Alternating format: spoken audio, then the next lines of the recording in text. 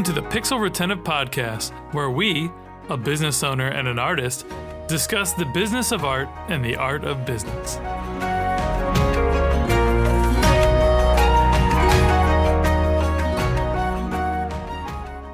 Hey friends, I'm Carl, founder of Epic Made, and I'm the host of the Pixel Retentive Podcast, where we share our thoughts on creativity, art, and business.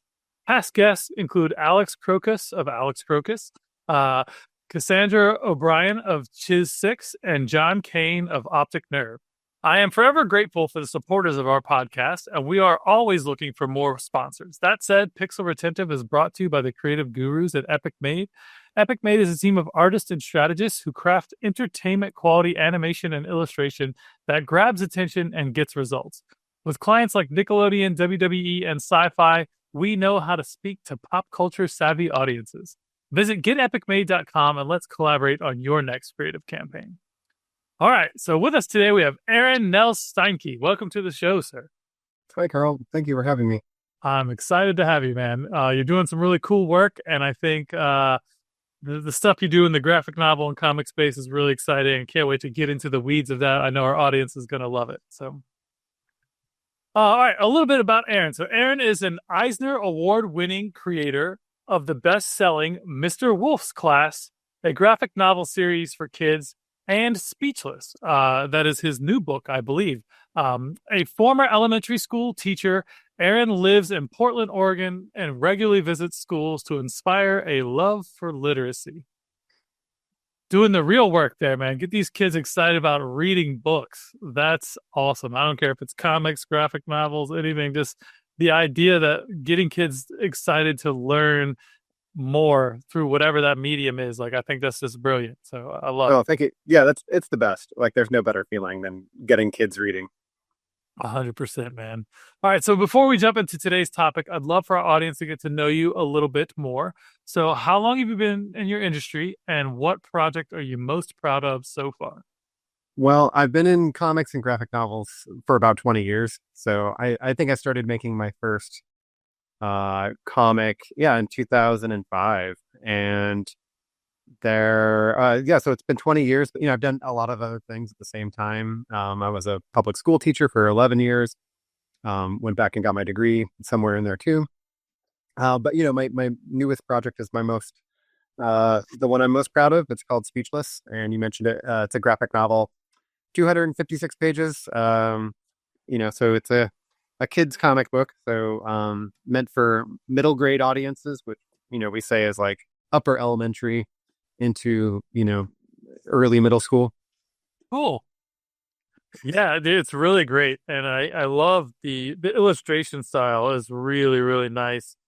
And just the amount of work that goes into a graphic novel is basically like a whole season of a comic, right? Like, it's like, I mean, how many? Yeah, I mean, it's like, look, that's a lot, right? And every page is covered with beautiful, fully rendered illustrations. Like, there's not like a really nice style on the cover, and then the inside is like basic art that's barely colored. Like, it is beautifully rendered all the way through, man. This is a labor of love for sure. So, yeah, it took me three years to make. So, I hope it's good. I tried my best.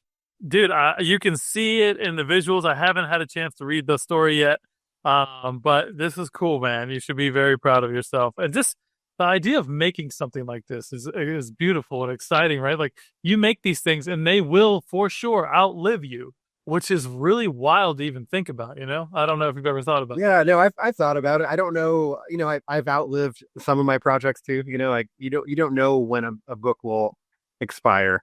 I have a few books that are out of print, and and then luckily I have books that are still in print, and I don't, hopefully their sunset is far in the distance, and I can keep making royalties off of them.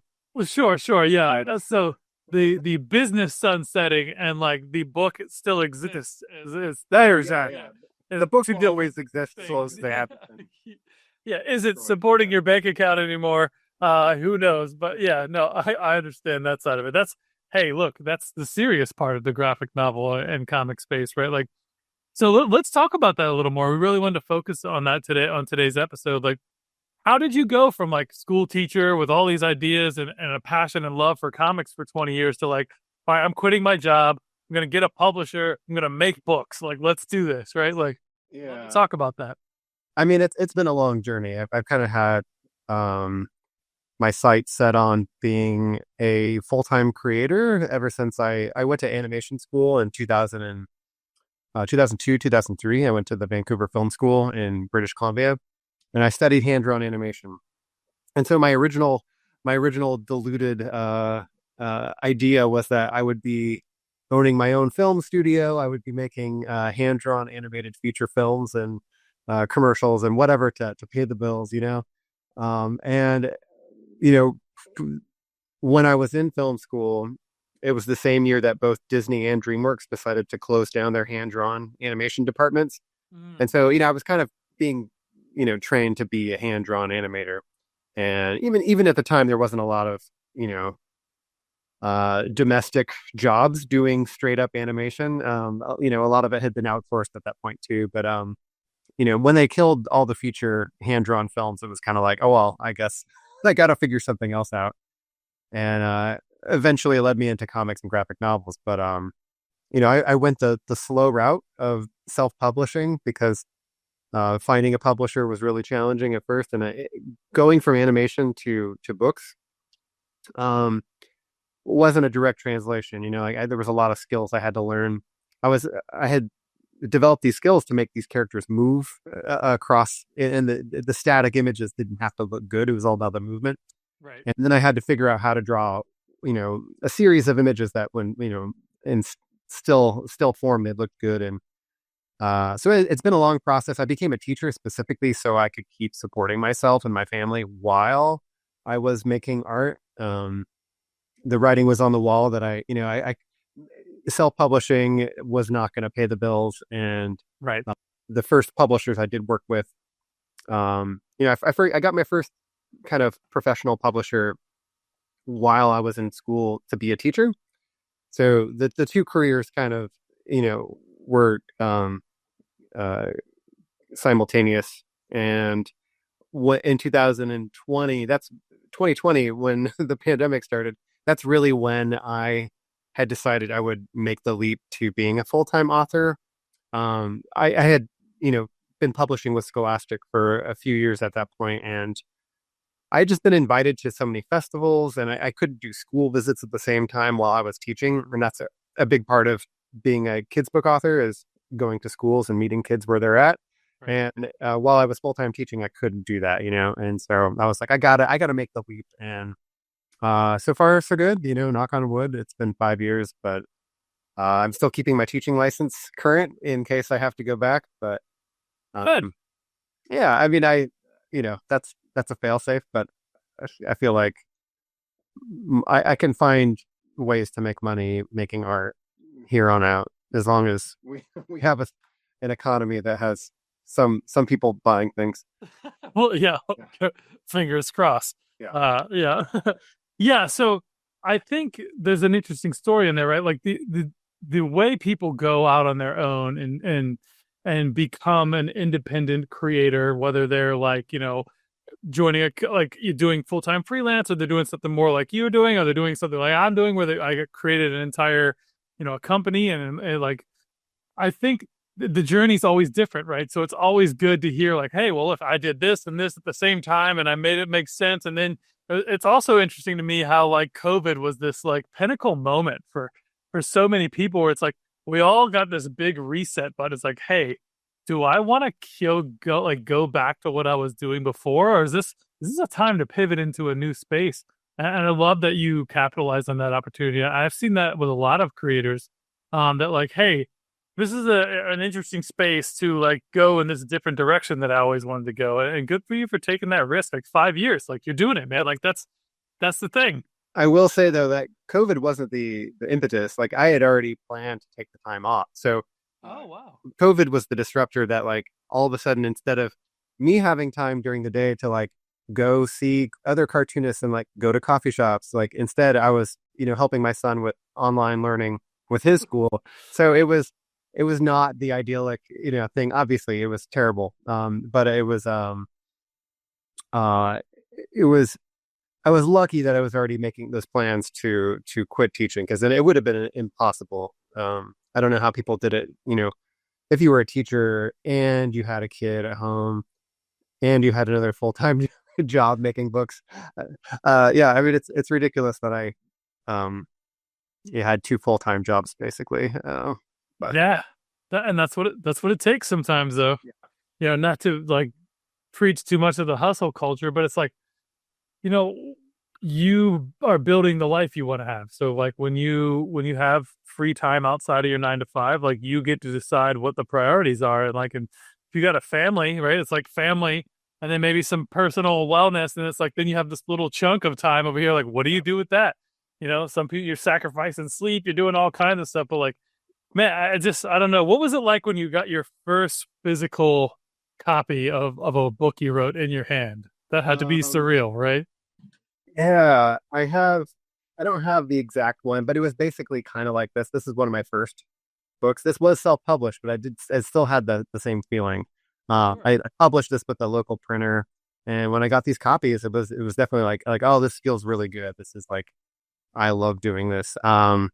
So it was baby steps there on out. But getting my first professionally published book, I think I have it. Yeah, this was the first one that friends of mine had a small press called Sparkplug Comic Books and Tugboat Press. There were two small press comics guys, and they published my first graphic novel in 2009. And it was just getting this from them, like getting the book was just exciting. I mean, there's always a hesitancy, there's always a worry when you get the book. You're like, oh, like what's going to be wrong, and what am I going to Yeah. like? And there's always a little bit of something, but usually I settle into it. I'm like, this is good. I'm happy with this. Yeah, I Um, love that. with I'll tell you though, with my new book, with Speechless, I I was 100% happy. Like this was just I was beyond thrilled to get the finished copies. And we do unboxing videos now. Like you've probably seen authors open their books, and it's fun to share that moment with people. Oh yeah. Yeah, one of my favorite things to do. I totally imagine that is a very fun thing to do. Yeah, and you're with Scholastic now, obviously, which that's probably top of the food chain for your genre in terms of like book publishers. So, It's yeah, they're a great publisher. They've been publishing, like they're a smaller publishing house than you might imagine because they only do kids. oh You sure, think about like Harper or Penguin Random House, like they publish for all audiences and adults, and those are so Scholastic is actually a lot smaller than you think. And I would say them taking a chance on publishing Jeff Smith's Bone in color was that was the beginning of their graphics line. It's called yeah, Graphics, and that's their kids comics publishing.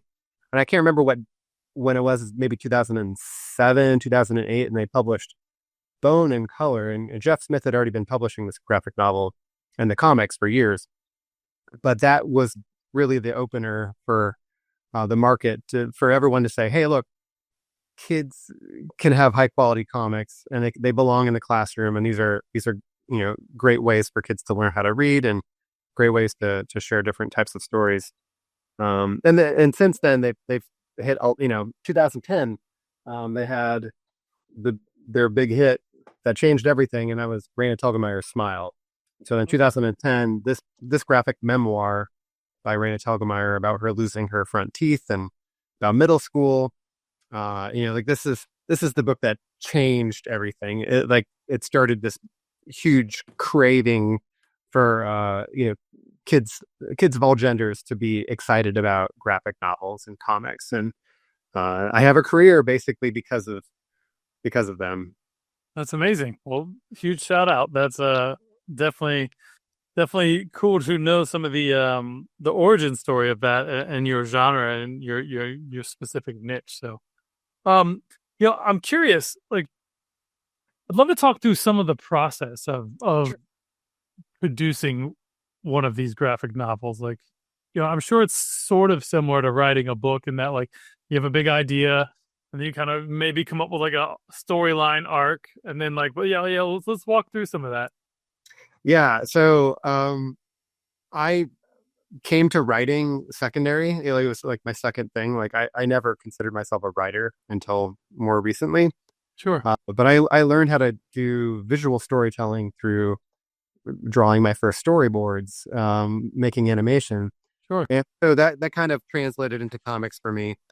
So primarily I'm visual. That's the first thing I do. So I might like for the next Mr. Wolf's Class book that I'm finishing up right now. I'll start with character. Character is like the very first thing I do. So I wanted to make a raccoon character for my new book, and I just kind of drew her in different outfits and everything. And so once I have a character that I want to put in this world, then I'll write the story and I'll type it up. And after I write it out, basically like an outline, then I draw and I draft the story in really loose pen drawings in my storyboard in my sketchbook. So I'll make a lot of mistakes. I make a lot of different like choices that maybe they don't work. Maybe the panel orders in the wrong order. I don't even draw the panel borders anymore. I add those in the computer because they just get in the way. sure. But I do draw them to panel size, and I do the whole book this way. I might have maybe drawn 200 pages for a 176 page book. So then I have to go through and I edit out and I weed out the stuff that doesn't work or that's the art that's redundant, that doesn't help tell the story. And then I'll go through and I'll do another draft. I'll draw on pencil, and then I'll do another draft after that, and I'll draw.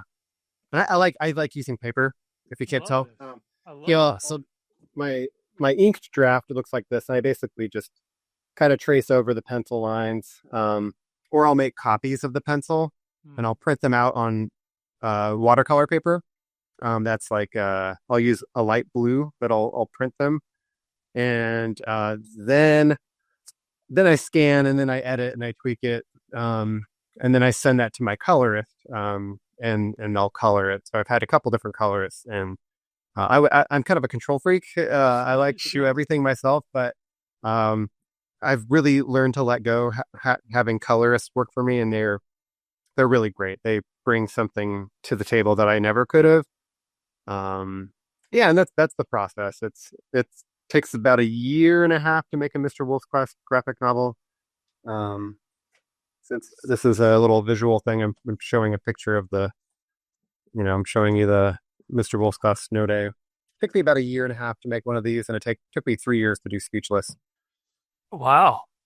That's pretty cool, man. I love that. So is that just a process you developed organically through your, like you said, your experience of being like an actual animator previously doing storyboards, I assume? Yeah.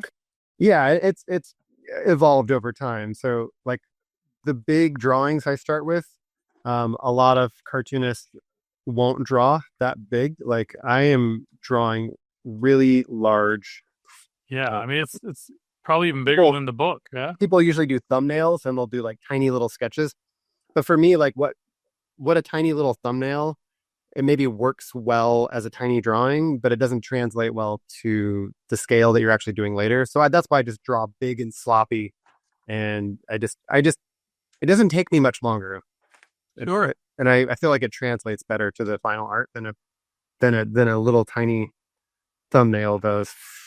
Yeah, I mean the art quality and the style consistency. I mean it's world class, man. This is really really good work. And yeah, the colorists are doing amazing work too. I'm just looking through Speechless, they I could see how handing that off would be hard at first, and then like I had the same problem when I first started my business that I used to do everything, right? I used to do literally all the design work, illustration. I used to do a little bit of flash animation back in the day. Nice. When that was still a relevant thing.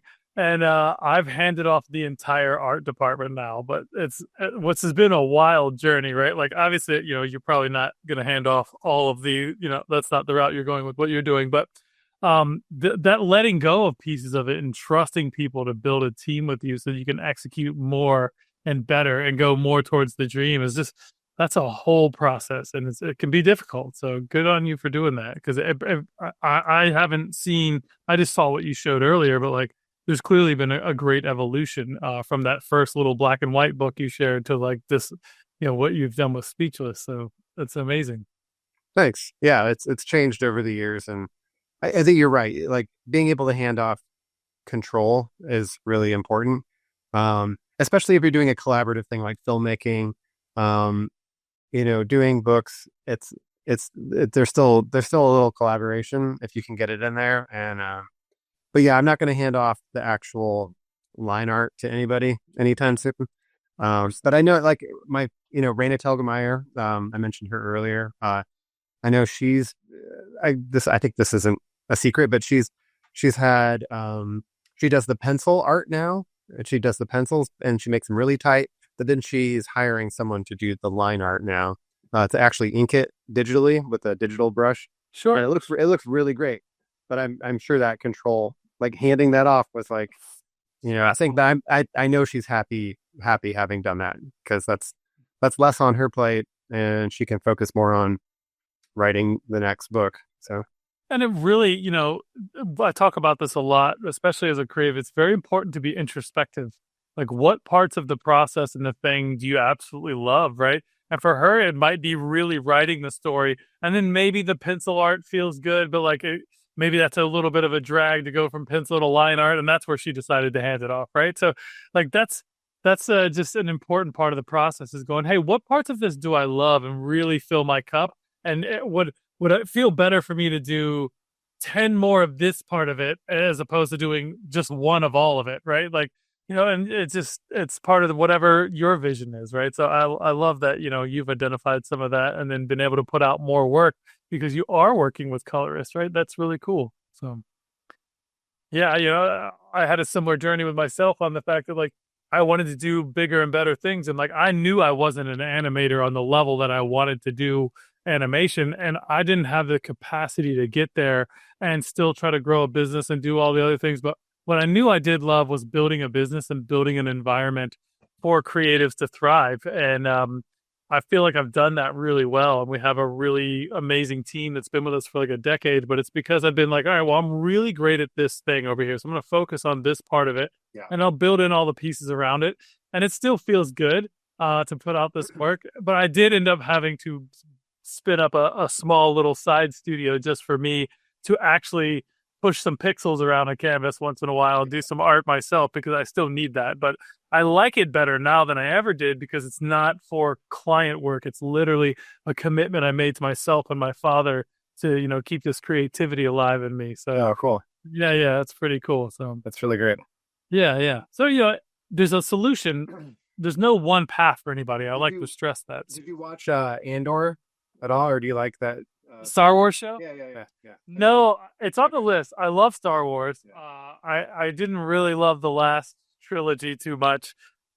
Yeah, my son didn't either. Red just I thought they were fine. for me. I couldn't get behind, kind of like, it's the first time. It just like, I was like, this is like, it's like Darth Vader off a Wish, like Wish.com. Like, it is. Yeah. It's a recycling of the plot lines, but well, with Andor, the creator, Tony Gilroy, I was listening to him talk about that and how, he was more focused on the writing, and he originally was going to direct episodes, but he decided to like just hand that off to directors, and just like seeing what they came up with was just, mind blowing, and just letting that creative control go and focusing on the thing that you are needed for, like the thing that's really important for you.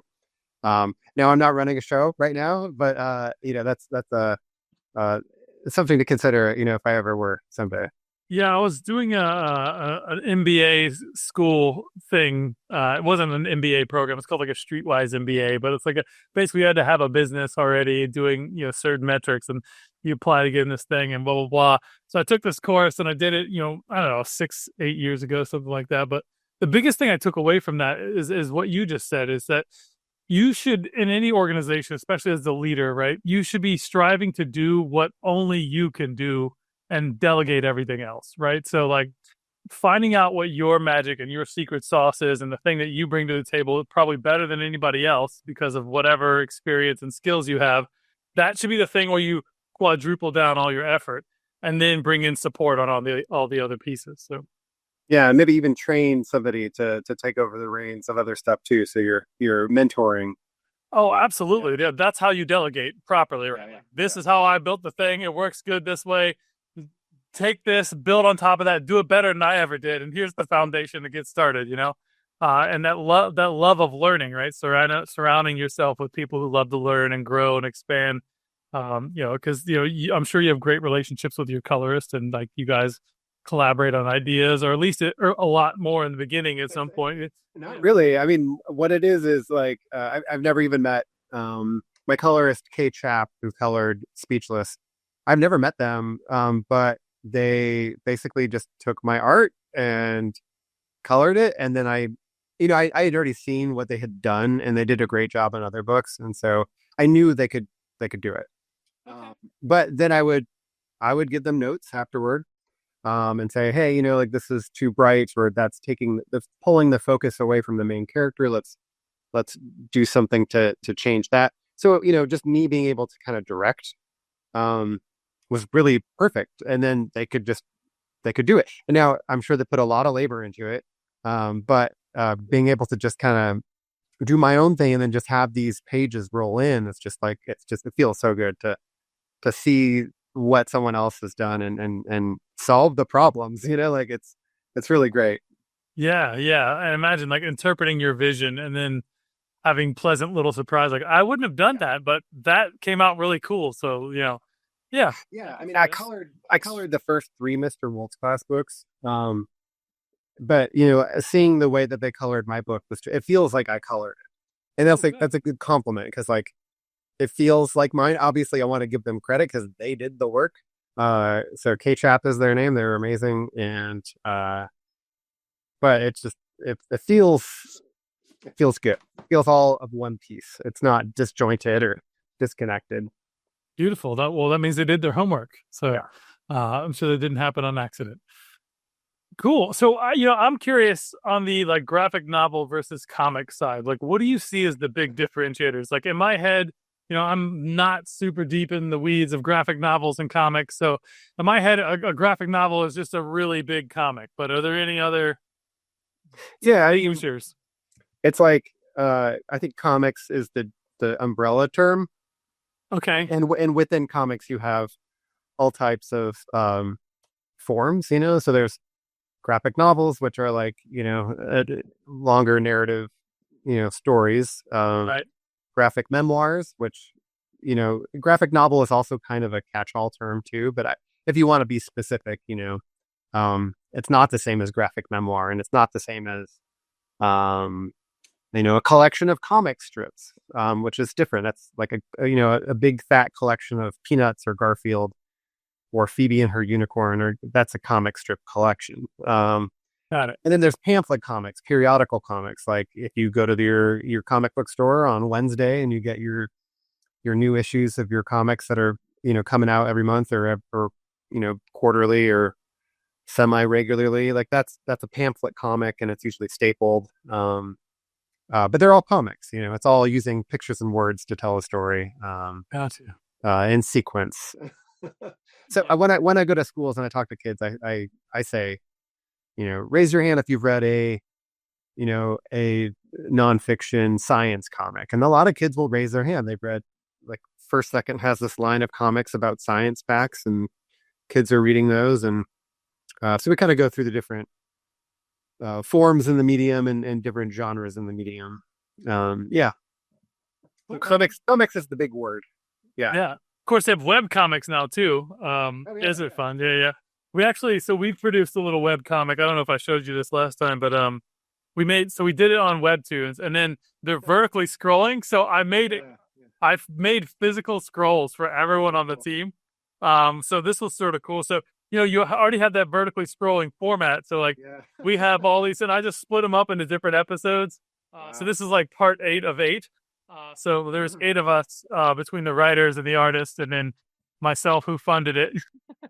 Yeah, that's fun to play with the form like that. I've never seen any vertical scroll books like that for sale in a bookstore. Maybe you're the first, maybe you're not the first, but I've seen like accordion style ones where they fold out right to left, but yeah, the vertical scroll, there's something about it that is a different reading experience that if you translate it into a book, it's not the same as that vertical scroll experience. So you can do Agreed. different things to for that the way you engage, yeah, that format, yeah, that platform. 100%. There's one part in the first episode where like this creature jumps down off this wall, and we have this like vroom that like swoops through like with these weird words, right? That are like symbolizing the noise that it's making flying Yeah. through the air, and it's coming down into like it's literally like a whole page of just the words kind of scrolling through, which is That's I cool. thought just really cool. Like you can't do that in any other format of comic, right? Other than a Yeah. vertical scrolling.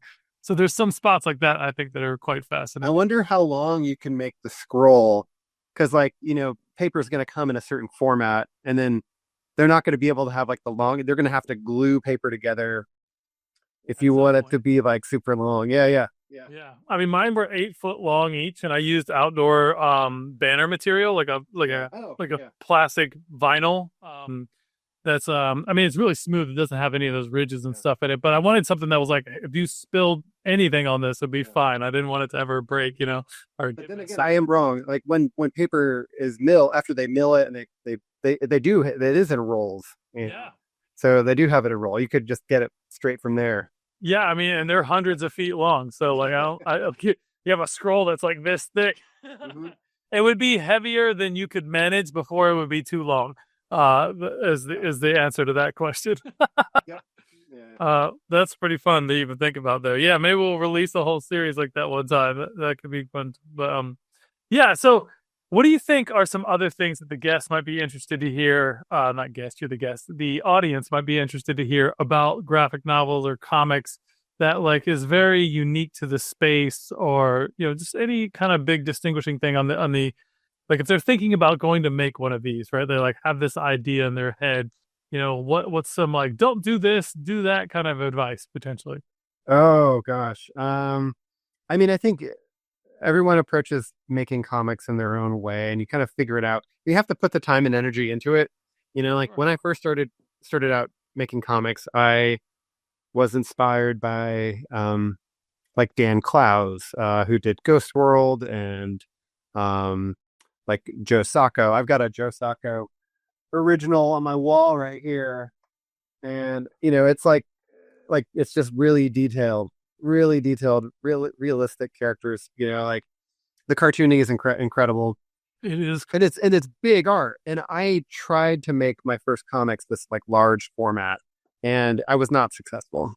I found that I couldn't produce the art, like I couldn't tell a story yet, and so one day I was just journaling, and I used to keep a sketchbook, and I would just write things that happened, and one day I had a story I really wanted to tell and draw. And so I just sat down in a bar, and I was like 25 years old, and I was like, I just got to write the story. And I just drew basically little stick figure versions of myself, not even stick figures, but like, very crude, like, I mean, almost like, like very simple. And I would write Sure. what the character was saying. Uh, but I did the whole comic that way. And like this kind of fever, I wrote the whole story. It was a true story. It was autobiographical. So the story was already there. Um, but just starting small with these little drawings, I then got to take away the art. Like the art was the least important thing. The most important thing was the pacing of the comic. And if you can make a comic that's paced well with good delivery of text versus like a simple image from panel to panel, that's like really honing your storytelling chops. And it can be interesting. Like it could be an easy, like it's more about the reading experience than it is the enjoying of the art experience. And that's how I got into like, that's how I found my style. I was like, oh gosh, like this is how I do it. I don't need to labor of these large pages because I need to focus on the storytelling. And so I started out small with like basically like stick figures, and that's where I went with that. And so over time I've grown to bigger pages. Like the final art in my new book is a little smaller than this, but it's taken me a long time to develop my art and to feel like I can handle it. Like I'm always pushing myself a little bit between each book into I find I identify kind of one thing that I want to change and work on. And but it's overwhelming at the beginning. Like, how do you make a graphic novel? Oh my God. So start with a comic strip, my first, even Mr. Wolf's Class wasn't Mr. Wolf's Class first. It was a comic strip about my life as a teacher. So I made these little web comics. And I put them on Tumblr and back in the day on Facebook. And it was about me as a teacher and just like the funny, silly things happening in the classroom. Sometimes see bizarre things, or like, here's me buying a sweater, and then I find out the next day one of my students is wearing the same exact sweater. And that was a true story. These were like, but I did them as comic strips, and I drew them small. I turned myself into a little wolf character, and my students became animal characters too. And it was just a great way for me to just exercise storytelling. I do one comic on a Saturday. That's all I had the time for. But over time I just developed the skills, and then I was like, okay, maybe I'll do a graphic novel with these characters. And that's how I got rolling. That's But I guess amazing. it's a long journey. A lot of us are deluded when we're in our teens and our 20s. We're like, we're the best. We're going to be so good. And then, but in some ways you kind of need that to actually like overcome reality. Uh, Yeah. but now I feel like, oh, now I'm like, I can make books. Like I know what I'm doing now. But back then I had no idea. Yeah. The beauty is you didn't even know what you didn't know back then. You're just willing to try, right? Like you just go hard. Exactly. Yeah. Yeah. You're willing to put in countless hours into this craft because it makes you happy. Yep. Yeah. Yep.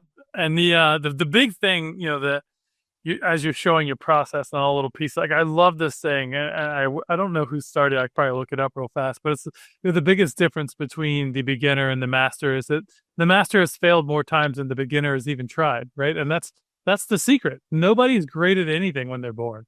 You just have to keep trying at things. If you have passion for it and it excites you and it's the thing you want to do, just keep doing it. And you just keep trying to be better and keep finding more ways to incorporate it. I love what you said. Like, even as good as you are now with this amazing book you just released, that like anybody that knows anything about graphic novels and art and anything will be able to look through this and go, this is world-class work, right? But you push yourself every time. Like, what's one thing I can focus on doing better every time? That's masterful advice, right? And that's how you just keep getting better. It's just refining the basics and refining and going, hey, this is one thing I know I can improve on. Let's adjust that and keep everything else at par. And you just make that 1% change every time, right? And that just stacks. Yeah, you can't be afraid of failure. Like that has to be like, you have to know that making mistakes making mistakes and failing aren't exactly the same thing. But like you have to be willing for it to all go wrong. Yeah. Or like it's like learning how to skateboard. Like you're gonna fall and you're gonna get hurt. Like you're not gonna be able to do that physical feat until you've hurt yourself a lot. Like Right. it's like, but luckily when we're drawing, you don't necessarily hurt yourself. You just hurt your ego. Um, Which can be more painful. yeah, which can be more painful. Yeah. Yeah. Yeah. But like, in that, allegory there, it's like, you can learn how to skateboard and also like wear some helmets and some pads, maybe watch Yeah, skateboarding absolutely. videos, like learn some shit, like see where other people have failed, look Yeah. at other people's successes, listen to other people's stories, and use that to inform you on how you're doing your thing so that you don't just fail miserably because you didn't do any homework, right? Like, Yeah. or preparation. But I love the idea of just the little bite-sized comics. Like, so if you're listening out there and you have a story you want to write, and I'm talking to myself, bite-sized comics is the way to go. Like, and you start building your world that way too. And I think that's something I really need to. I've been working on a story for years with my wife, and we have all the big stuff, and we have the world built, and we have a lot of the individual story arcs and stuff. But there's like scenes in my head that like I just want to get out, and I really just need to sketch them out. Right, like, that's the secret, right? So I really appreciate you sharing that with me. I'm just gonna be reckless with it. I started one time and then I didn't finish it, so now I got to do that. Yeah, it's just committing and doing it, and you'll know. Yeah, it just you're wise enough and old enough now where you know why you haven't started yet. But yeah, once you're ready and you just don't put a lot of weight on it. I think that's the thing too, is like don't put a lot of like pressure on yourself to like make this the thing. If it's just fun and you're having fun doing it, like the comic strips of Mr. Wolf, like these were just for fun. I wasn't expecting to make a book out of it. But I did this for 3 or 4 years, and then there was like that it gave me all of the characters and the style and tone building that I could then do the next thing. And yeah, I feel like the things that we put less pressure on ourselves for end up being the best anyway. Yeah, it's because the creativity doesn't get trimmed in the pursuit of perfection. We always Yeah. squash things and like, but if you just let it blossom into whatever direction, it can become something quite magical. Yes. You feed it positivity and reinforcement and encouragement in your own head that you're just doing it for fun, and there is no rules and there's no critique and there is no good or bad. It's just doing it, right? Yeah. And that's a beautiful thing. And I've seen that in my art. I started doing art, like I mentioned, because I had removed myself entirely from the creative side of Epic Made. And I started up Cleanthus Studios, which was a posthumous collaboration with my dad. And I just decided to do art with him, and all of his old sketches and stuff once a week for the past 3 years now. And the first couple were really hard, like so much stress and like all this. And I was like, you know what?